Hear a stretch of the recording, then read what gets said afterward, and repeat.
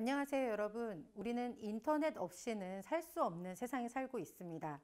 우리는 윤리적인 인터넷 사용자일까요? 이번 시간에는 인터넷 윤리가 왜 필요한지, 그리고 인터넷 윤리란 무엇인지 알아보도록 하겠습니다.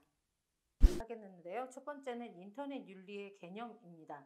윤리와 인터넷 윤리가 어떻게 다를까요? 그것에 대해서 오늘 알아보려고 합니다. 인터넷 윤리란 사이버 공간에서 개인과 집단이 지켜야 하는 도리이자 행위를 인터넷 윤리라고 합니다. 인터넷에서 행위자의 도덕적인 관계, 그리고 책임, 의무들을 규정하고 인터넷과 관련된 여러 문제들을 탐구하는 것이 인터넷 윤리의 영역입니다.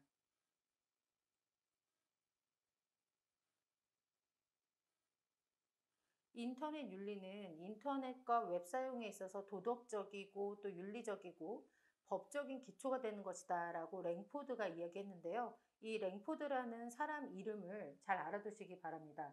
왜냐하면 시험에서 인터넷 윤리 용어를 처음으로 제시한 사람은 이렇게 나올 수가 있거든요. 그러면 여러분들께서는 랭포드라는 이름을 알아두셔야 그래야 객관식 시험 지문에 나와도 알아맞히실 수 있겠죠. 그래서 인터넷 윤리는 인터넷과 웹 사용에 있어서 도덕, 윤리, 법적인 기초가 되는 것이고 그것에 대해서 최초로 말한 사람은 랭포드다라는 것을 알아두시면 좋을 것 같습니다. 기존 윤리에는 한계점이 있어서 인터넷 윤리가 등장을 하게 되었는데요. 기존 윤리와 인터넷 윤리를 한번 비교해서 보도록 하겠습니다.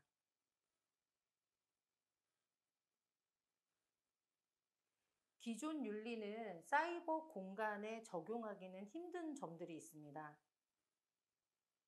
기존 윤리는 지금과 여기라는 것에 한정이 되어 있는 반면에 사이버 공간이라는 것 자체는 시공간을 초월하는 공간입니다.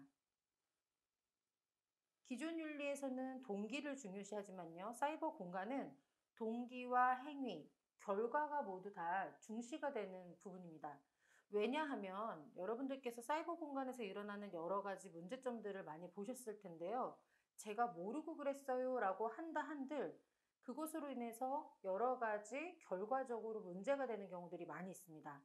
모르고 했더라도 결과적으로 심각한 문제들이 일어나는 경우가 많기 때문에 사이버 공간이라는 곳 자체가 동기와 행위, 결과 모두를 중시하는 그런 공간입니다.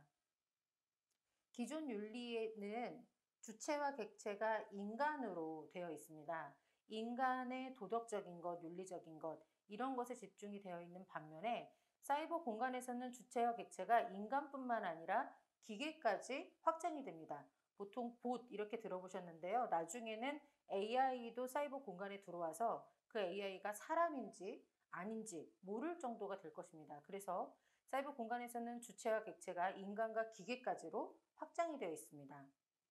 따라서 주체와 객체의 구분이 모호한 상태입니다. 이런 것이 기존 윤리의 한계인데요. 따라서 사이버 공간에 필요한 윤리가 따로 필요하게 되는 것이죠. 정보통신기술의 7가지 비도덕적 유혹이라는 것이 있는데요. 이 부분에 대해서 한번 살펴보도록 하겠습니다. 이 정보통신기술의 7가지 비도덕적 유혹은 리차드 루빈이 주장한 것인데요. 리차드 루빈은 정보통신기술이 가진 그 기술 자체가 비도덕적인 일을 일으키는 유혹들이 될 수 있다고 말하면서 첫 번째로 속도를 얘기했습니다. 그리고 두 번째는 프라이버시와 익명성, 그리고 세 번째는 매체의 본질, 네 번째, 심미적인 매료감, 정보통신 기술이 가진 심미적인 매료감.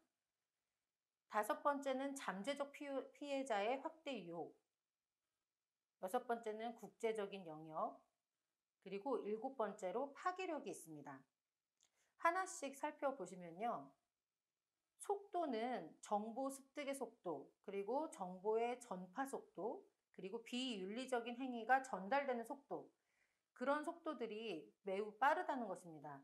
속도 자체, 정보통신 기술이 가진 속도 자체가 하나의 비도덕적인 일을 일으키는 유혹으로 바뀔 수 있다라는 것이 리차드 루빈이 주장한 속도에 관한 부분입니다.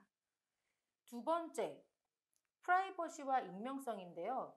여러분들 만약에 컴퓨터가 여러분들 방에 있을 경우와 거실에 있을 경우 어떤 환경에서 나쁜 것을 보기가 더 힘들까요? 네, 당연히 여러 사람들에게 공개된 환경에서는 나쁜 영상이나 이상한 것을 보기 힘드시겠죠? 그런 것처럼 프라이버시와 익명성이 보장되는 상태, 이것은 정보통신 기술이 가진 하나의 특성인데 이것이 익명이 보장되는 환경 속에서는 오히려 비도덕적인 유혹을 일으키는 것이 될 수 있다라는 것이 리차드 루빈이 말한 프라이버시와 익명성이 가진 비도덕적인 유혹이 되겠습니다. 세 번째, 매체의 본질은 본래 정보의 변경 없이 복사가 가능하다는 것입니다. 여러분들께서 오프라인에서 어떤 친구에게 물건을 전달했다라고 하면 내 손에서는 그 물건이 없어지게 되겠죠. 하지만 만약에 톡으로 어떤 내용을 전달하셨다라고 하면 내 톡에도 남아있고 상대방 톡에도 복제가 돼서 남아있습니다. 여기 복사라고 되어 있지만 어떻게 생각하면 복제의 개념이겠죠.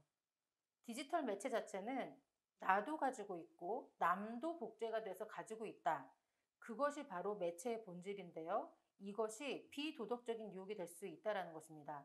엠번방 사건 기억나시나요? 엠번방은 여러 가지 여러 피해자들과 관련된 여러 영상들이 복제가 돼서 전달이 됐었는데요. 이게 바로 매체의 본질이 가진 그런 유혹이 되겠습니다. 원 저작자가 원래 올렸던 사람이 해당하는 영상을 지웠다 하더라도 또 다른 사람이 복제를 해서 가질 수 있다.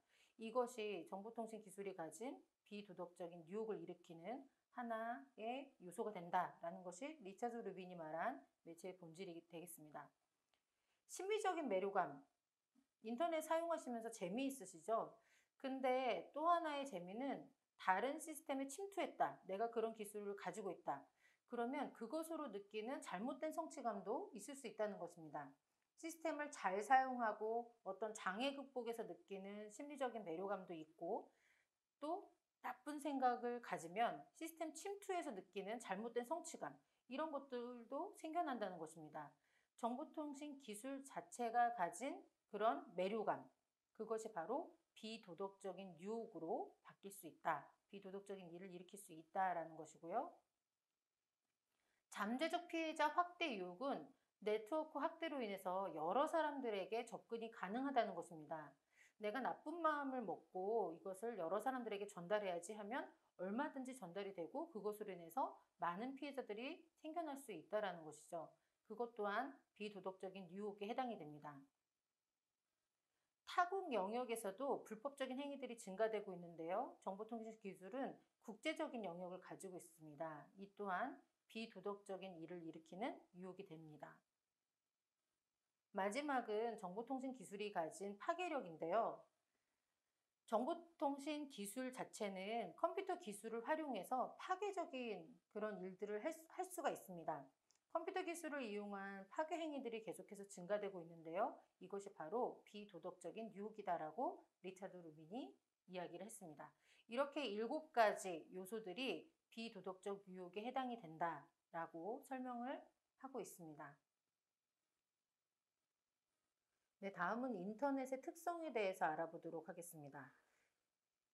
인터넷이 가진 첫 번째 특성은 익명성인데요. 익명성이라는 것은 아이디, 닉네임 활용으로 인해서 실체가 드러나지 않는 것을 의미합니다. 두 번째는 비대면성인데요. 비대면성이라는 것은 얼굴을 마주 대하고 있지 않으므로 실체가 드러나지 않는 것을 의미합니다. 보통 비대면성은 사람과 사람 사이에 벽을 둔 다음에 이것이 어떤 특성인가요? 라고 묻는 경우들이 있는데요. 지금 그림처럼 사람과 사람 사이에 벽이 등장했다. 그러면서 이것은 인터넷 특성 중 무엇이냐 라고 하면 비대면성이라고 응답을 하셔야 되겠습니다.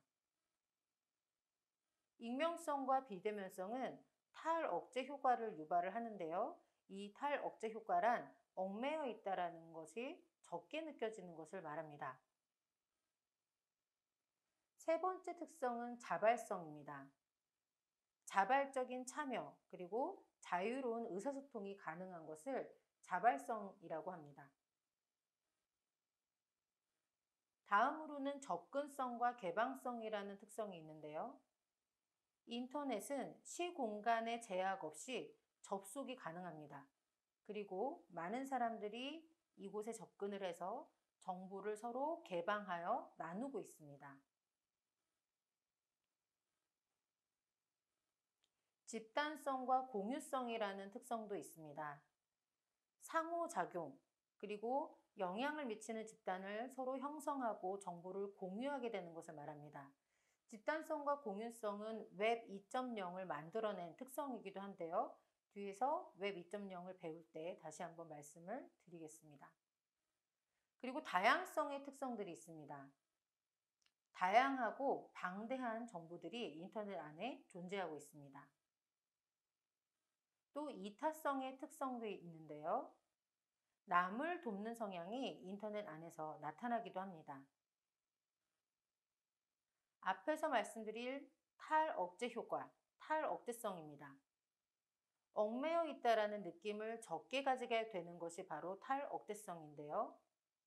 표현의 억제, 감정 조절 등이 풀어지는 현상, 그것을 탈억제성이라고 합니다. 익명성과 비대면성에 의해서 탈억제 효과가 나타나면서 인터넷의 안 좋은 기능들, 인터넷 안에서 비윤리적인 행위들이 증가될 수가 있습니다. 정보 매체로서의 인터넷의 특성에 대해서 알아보도록 하겠습니다. 그림 보시면 청원을 진행하는 그림인데요. 예전에 인터넷이 없었을 때 상상이 되시나요? 그런 상태에서는 권력과 지배 문화였습니다. 즉, 많은 사람들이 자신의 의견을 전파하기가 힘들었는데요. 그러한 권력과 지배 문화에서 배제되어 있던 개인의 의견들이 전파될 수 있는 그런 새로운 대화 공간을 제공하는 것이 바로 인터넷입니다. 정보 매체로서의 인터넷의 특성, 즉 정보를 전달하는 매체로서의 특성, 그것이 바로 새로운 대화 공간을 제시한다. 이것이 되겠습니다. 이것으로 인해서 사람들의 정치 참여가 증가되고 또 민주적인 정치 토론의 장으로도 이용이 되고 있습니다. 사이버 공간 안에서의 인간관계 특성을 알아보도록 하겠습니다. 사이버 공간 안에서는 아바타나 아이디 등을 통해서 새로운 정체성이 형성이 될 수 있습니다. 지금처럼 여러 사람들의 모습들이 보이는데요.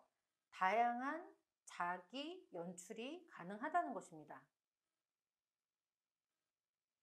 사이버 공간 안에서는 시공간을 뛰어넘는 다양한 인간관계와 공동체 창출이 가능해집니다. 그리고 사이버 공간의 행위자들은 상호 의존 및 책임 관계를 가지게 됩니다. 인터넷의 역기능에 대해서 알아보도록 하겠습니다. 인터넷의 역기능이란 인터넷이 가진 부정적인 특성 또는 잘못된 기능을 의미합니다. 반대로는 순기능이라고 하겠죠. 지금까지 우리는 인터넷이 가진 여러 특성들을 알아보았는데요. 인터넷에서 나타나는 잘못된 기능, 그것을 바로 역기능이라고 합니다. 인터넷에서는 다른 사람의 실질적인 존재가 부정되기도 하는데요. 이것을 타자의 실종이라고 합니다. 여기서 주의하실 점은 실존과 구분을 하셔야 되는 것입니다. 시험을 보실 때 시험에서 다음 중 인터넷에 엮이는과 관련된 것이 아닌 것은 이라고 하면서 인터넷 안에서는 타자의 실종이 있다 이렇게 말을 하는데요. 거기서 타자의 실존이라고 바꾼다면 그러면 답이 아니겠죠. 인터넷 안에서는 해당하는 사람의 실질적인 존재가 부정되는 타자의 실종이 일어난다. 정확하게 이 용어를 알아두셨으면 좋겠습니다. 두 번째는 탈억제 효과로 인해서 비윤리적인 행위들이 일어날 수 있습니다. 그리고 인터넷 안에서는 인터넷 중독이라든지 개인정보 침해, 사이버 테러 이런 불법 행위들도 일어나는데요. 이런 것들이 다 역기능에 해당되는 행위들이 되겠습니다. 인터넷 윤리의 필요성에 대해서 알아보도록 하겠습니다. 인터넷은 사이버 공간을 열어주는데요. 이 사이버 공간이라는 곳은 삶의 질의 향상을 위한 공간입니다. 우리 삶의 한 공간이 되었죠. 사이버 공간과 우리 삶의 실질적인 공간을 우리는 구분해서 사용하기가 힘듭니다. 따라서 이 공간에도 윤리적인 기준이 적용되어야만 합니다. 사이버 공간에서는 탈억제 효과로 인해서 부정적인 행위가 활성화되고 윤리의식을 갖추기가 어렵습니다. 앞에서도 나왔던 인터넷 중독, 유해정보 불법 행위, 이러한 역기능들이 증가되는 공간, 그것이 바로 사이버 공간이고요. 이런 것들은 실제 생활에서보다 사이버 공간에서 더 증가되고 있습니다. 또 리차드 루빈이 말했던 정보통신 기술이 가졌던 여러 유혹들, 속도, 익명성, 파괴력, 이러한 유혹들로 인해서 도덕적인 기준이 훼손될 수 있는 공간, 그것이 바로 사이버 공간입니다. 따라서 사이버 공간에도 윤리적인 기준이 필요하고, 그래서 인터넷 윤리가 필요합니다.